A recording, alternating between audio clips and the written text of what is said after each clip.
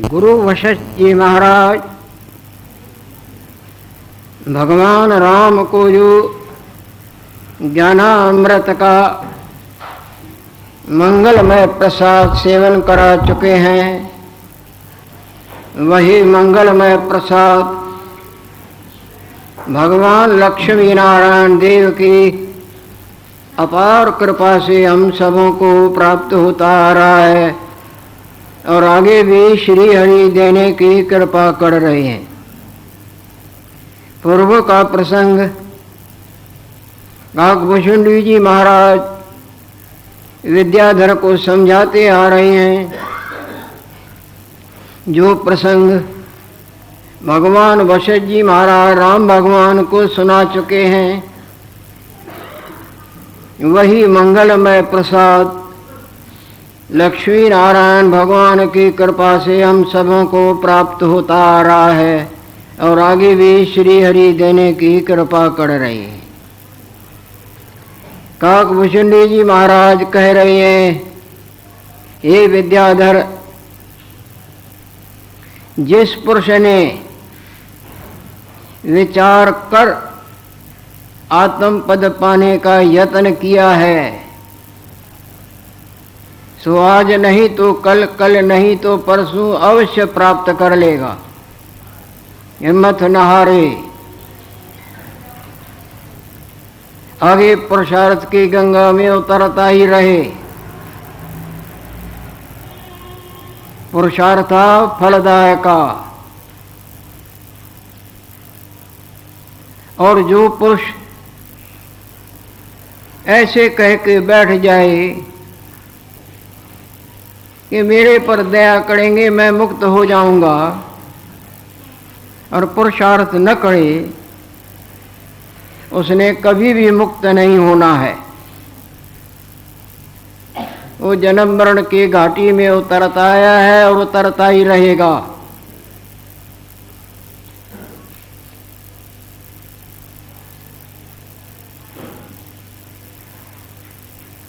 ऐसा पुरुष दृढ़ पुरुषार्थ के बिना कदाचित मुक्त न होवेगा।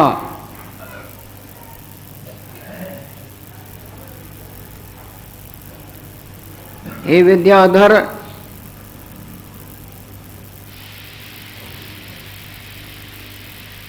जैसे कोई कल्पना करे कि आकाश के ऊपर दूसरा आकाश स्थित है, तो झूठी कल्पना ही है ना उसकी।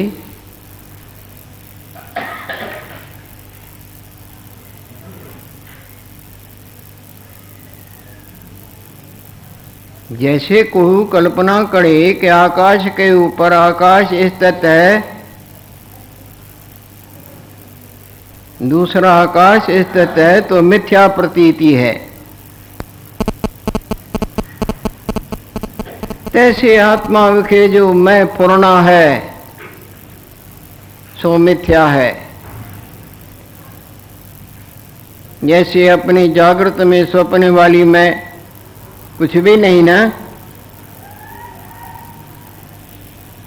जैसे कोई बाल बुद्धि वाला सिनेमा घर में ऐसे कहे कि ये पर्दे पर पर्वत खड़े हैं,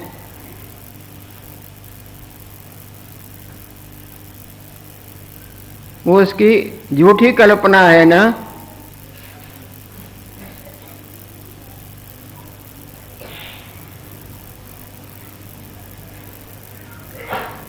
तैसे अपने आप में आत्मस्वरूप में ये मिथ्या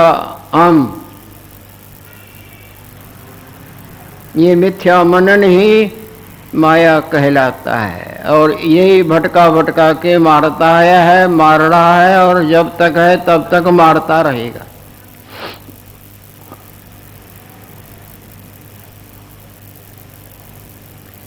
हे वत्स, जैसे आकाश में, और आकाश कुछ वस्तु ही नहीं, आकाश मीन्स शून्य।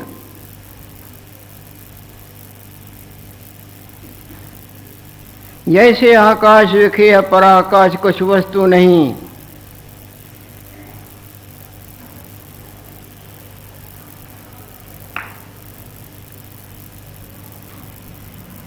ऐसे आत्मा में ये हम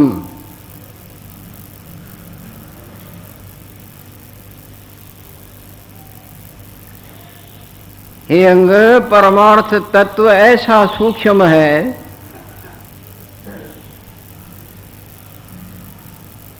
जिसमें ये बड़ा आकाश दिखता है ना, ये भी स्थूल है।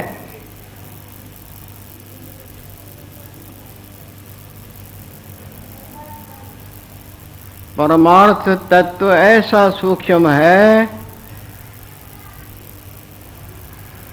जिसमें ये आकाश भी स्थूल है, केवल आत्मत्व मात्र है। और स्थूल भी ऐसा है जिसमें के सुमेरु अणु के बरोबर, नहीं तो कहता कहाँ सुमेरु, और वो अणु का भी मुकाबला नहीं कर सकता है। इतने ऐसे स्थूल भगवान भगवान भगवान, आपे आपे आपे आप।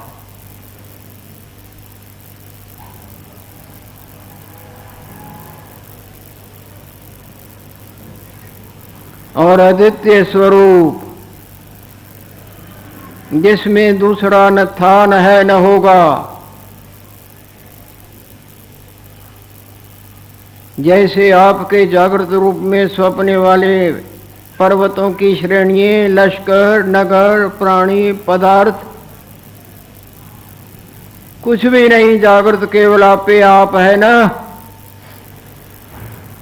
और वो बड़े बड़े भी उसमें अणु के बराबर नहीं।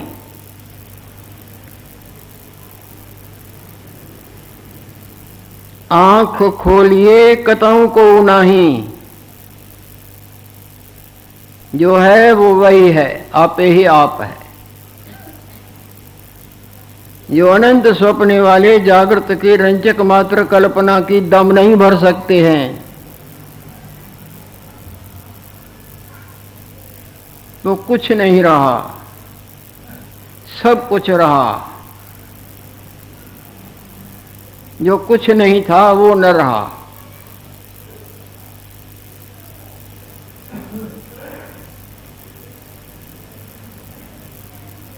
जगने पर कुछ न रहा नहीं, जो सब कुछ था वो रहा, और जो कुछ नहीं था वो न रहा।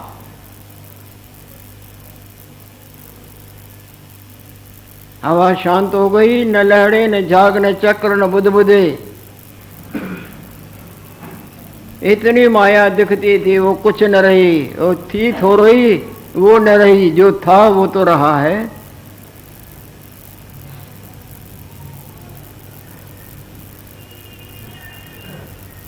द्वैत रहत चैतन्य और हाजरा हजूर,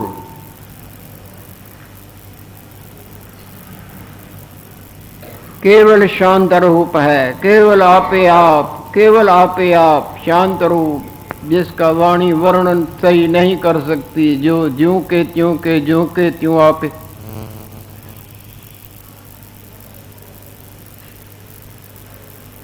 जिसमें ये माया के गुण और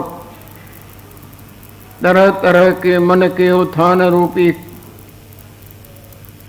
क्षोभ इत्यादि, और ये पांचों भूत आकाश, वायु, अग्नि, जल, पृथ्वी, और सतोगुण, रजोगुण, तमोगुण इत्यादि इत्यादि, इन सब क्षोभों से जो सदा रहता है।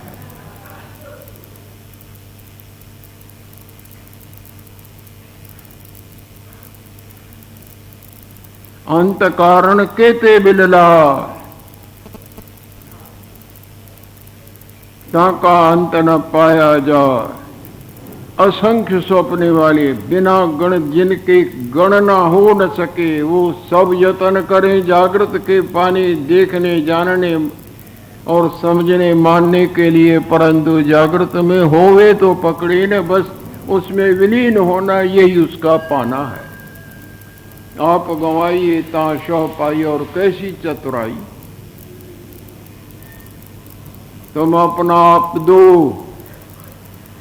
मेरा अपना आप मिले में देरी न समझो। तुम शीशे में जैसा बिंब बनाओगे, प्रतिबिंब उसी वक्त वहां का वहां ही लो।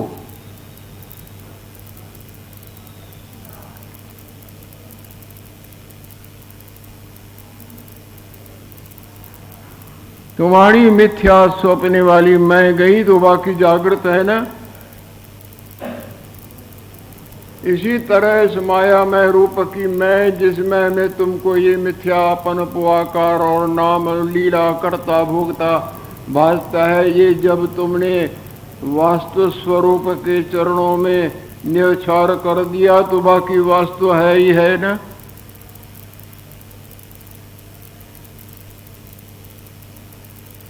हे देव पुत्र, अपना जो अनुभव रूप आत्म भगवान है वो मंगलमय चंद्रदेव की तरह है। जिस तरह चंद्रदेव से चांदनी रूपी अमृत टपकता है,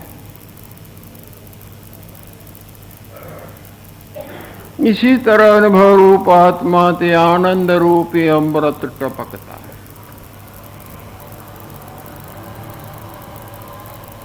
ये अंग, ये जितने भी तुमको दिखने में आने वाले प्राणी और पदार्थ भासते हैं, ये हुए कुछ भी नहीं है। आन जान का खेल बनाया,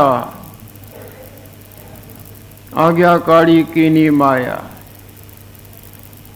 भले ही 3 घंटे तुम सिनेमा के पर्दे पर आते जाते, जन्मते मरते, बड़े छोटे, लड़ते फिरते, कोई न आया न गया।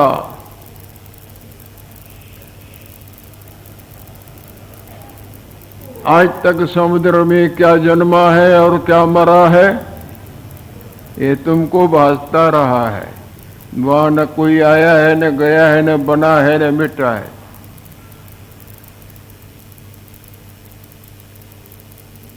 इसी तरह परमात्मा दे, उसमें दूसरा है ही नहीं, तो कौन आया और कौन गया। ब्रह्म दे, ब्रह्म सागर सदा अपने आप में स्थित है। न नानास्ति किंचन, उसमें दूसरा न था, न है, न होगा।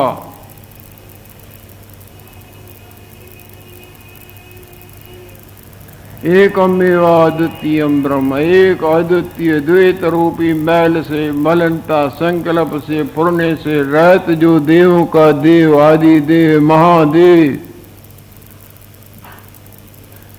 सदा अपने आप में स्थित है। जेते कुछ पदार्थ भासते हैं सो हुए कुछ नहीं है।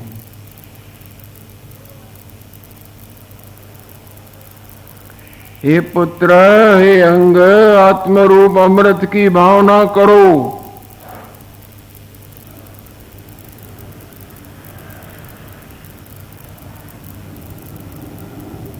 इस निर्मल भावना के अपनाने से जन्म मरण के प्रदान करने वाली जो मलिन भावना है सब समाप्त हो जाएगी। जब दूषित भावना ही खत्म हो जाएंगी तो जन्म मरण भी खत्म हो जाएगा।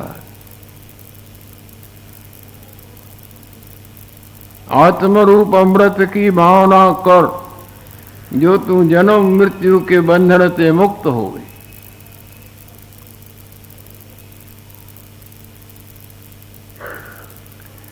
जैसे आकाश विखे दूसरा आकाश, ये कल्पना झूठी है ना। जैसे आकाश विखे दूसरे आकाश की कल्पना मिथ्या है,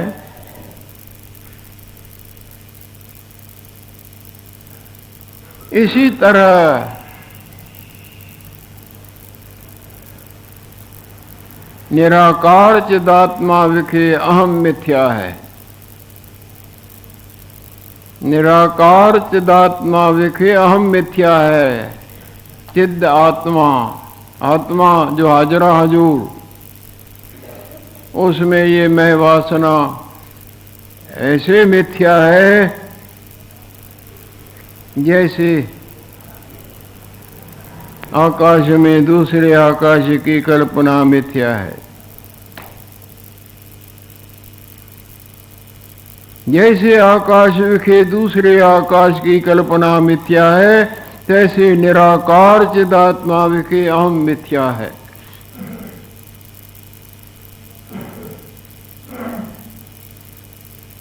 जिस तरह आकाश अपने आप में स्थित है,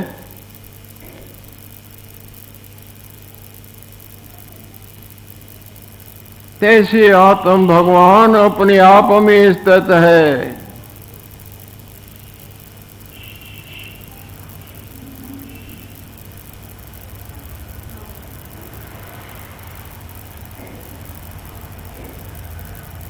जैसे आकाश अपने आप के स्थित है, तैसे आत्मसत्ता अपने आप में स्थित है, जिसमें न कोई अहम है न कोई त्वम है। अहम त्वम इत्यादि सब प्रकार के मन के मनंदियों रूपी माया से जो सदा सदा रहता है। जिस तरह सिनेमा का पर्दा उस पर तरह तरह के प्राणी पदार्थ और वृक्ष वनस्पति इत्यादि दिखाते हैं, वो पर्दा सब उस माया में छाया चित्रों से रहता है।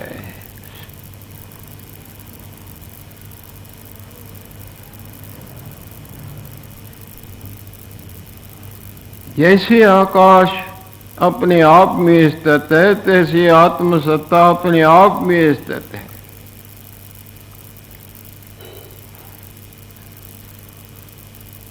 अहम तुम आदि जो कि मिथ्या मन का मनन मात्र है,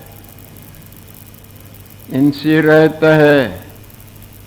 जिस तरह आपका ही जागृत रूप आपके स्वप्ने वाले सारे मनन से रहता है, इसी तरह ये आपके मैं और ये मानना मैं जन्मा हूँ, मेरा ये रूप है, ये मेरा कर्म है, मेरा धर्म है, ये भला है, ये बुरा है, इस मनन रूप की जड़ जो मैं है, इससे आपका आत्म स्वरूप सदा रहता है।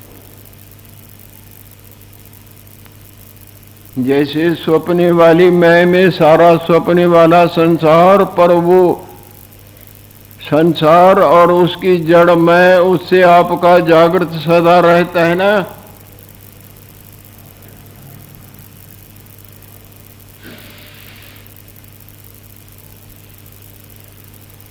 इसी तरह आपके इस मैं में जो आपको अपना आप दिखता है, इसका रूप नाम गुण मेरा तेरा भला बुरा तरह तरह के मानने रूपी कई प्रकार के कौतक, उसकी जड़ मैं, उस मैं से आपका अपना आप सदा न्यारा है।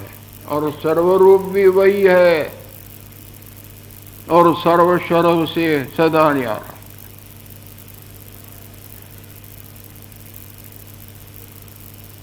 जैसे आकाश अपने आप की स्थित है, तैसे आत्मसत्ता अपने आप की स्थित है। अहम तुम आदिकते रहता है।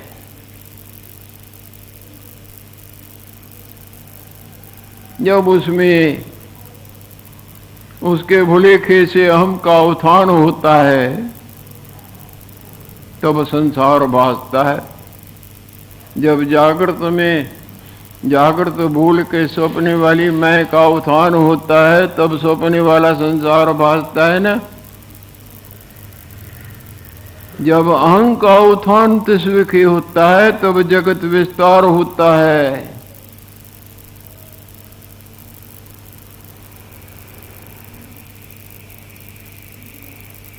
जैसे पानी में जल विखे बहाव करके कई बुदबुदे बनते बनते बनते बनते दिखते हैं ना। जैसे जल विखे द्रवता कर तरंग पसरते हैं, इसी तरह अहंकार ये संसार पसरता है। सपने के अहम नहीं तो सपने के संसार का विस्तार कहाँ से आएगा? इस अहम की बदौलत ही वो तरह तरह के प्राणी पदार्थ, मैं तू मेरा तेरा भला बुरा जड़ चैतन्य नरक स्वर्ग देवी उस पसरने को रोका कुछ नहीं।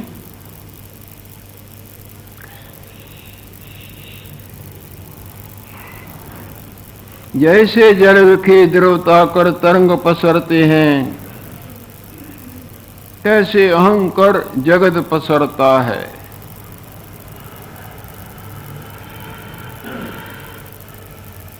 देखो, जब हवा नहीं चलती तो हवा आकाश रूप हो जाती है नहीं? कैसी कैसी अक्लमंदी की बातें, कितनी सुंदर रमणीक दृष्टांतों की मानो जड़ी लगा देते हैं। जितनी बात सूक्ष्म उनका दृष्टांत भी ऐसा जैसे सोने में वो रत्न जड़े हुए हों।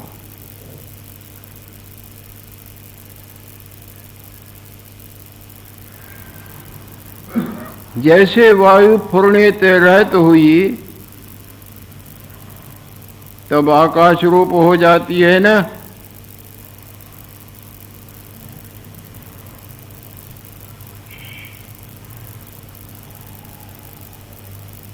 इसी तरह ये फुरना सम्यक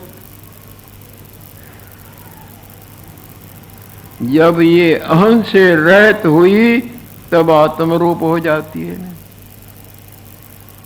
थोपने वाली मैं गाढ़ निद्रा में चली जाती है, फुरने से रहती होती है तो बाकी जागृत रहता है ना।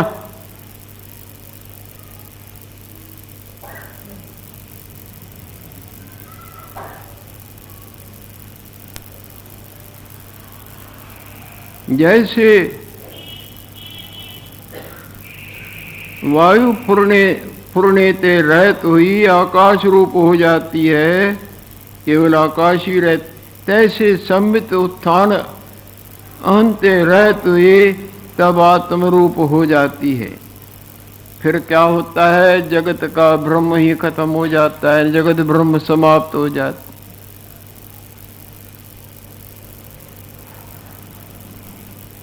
जैसे संबित उत्थान अंते रहत हुई तब आत्म रूप हो जाती है, जगत ब्रह्म मिट जाता है। जैसे बड़े पहलवान अखाड़े में खड़े रहते हैं, छोटे छोटे आते हैं, कूदते कूदते आते हैं, बस वो अपने को समझ के आते हैं। किसी को सिर मारता है, किसी को मुक्का मारता है, किसी को पांव से फेंक देता है। इसी तरह जहां जगत शब्द आया और ब्रह्म रूप बताया, टिकने ही नहीं देते।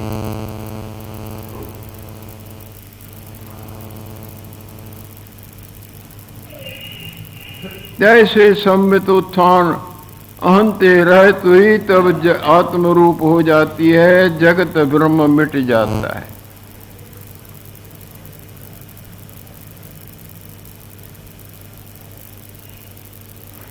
ये मन के उत्थान करके संसार भासता है।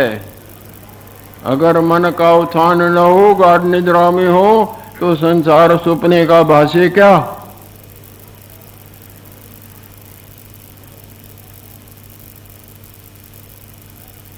और आपका अभ्यास के प्रबलता ही से निर्विकल्प समाधि में विश्रांति हो जाए तो आपको अपना आप और संसार नहीं भासेगा।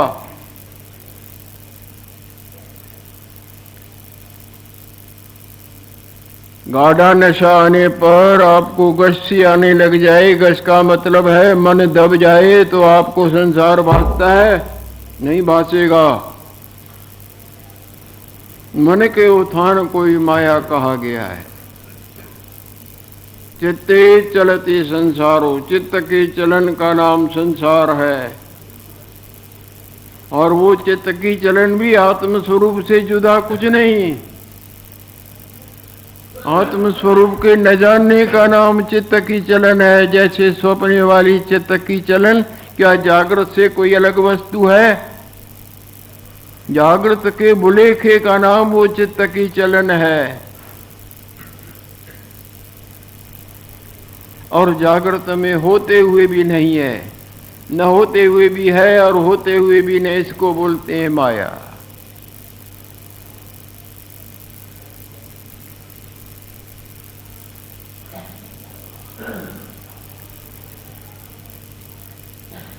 फुरने कर जगत फुर आता है, वास्तव में कुछ भी नहीं। जैसे स्वप्ने के फुरने करके स्वप्ने वाला संसार, उसमें अपना आप और संसार फुर आता है, होता तो नहीं। इसी तरह स्फुरने करके हमको ये अपना आप और आश्रम और शब्द और अर्थ, हम और तुम और हम, समझना और समझाना इत्यादि फुर आया है। वास्तव में लक्ष्मी भगवान की पराजय कभी हुई नहीं थी। पराजय और जय की कल्पनाएं ये माया में हैं। सपने वाले रूप में ही ये देवता और दैत्य, सुख और दुख, पाने और गंवाने, विजय और पराजय दिखती है, पर जागृत में तो वो कुछ भी नहीं। सब कुछ वहाँ में, सब कुछ वहाँ में और कुछ नहीं वहाँ में। लक्ष्मी नारायण।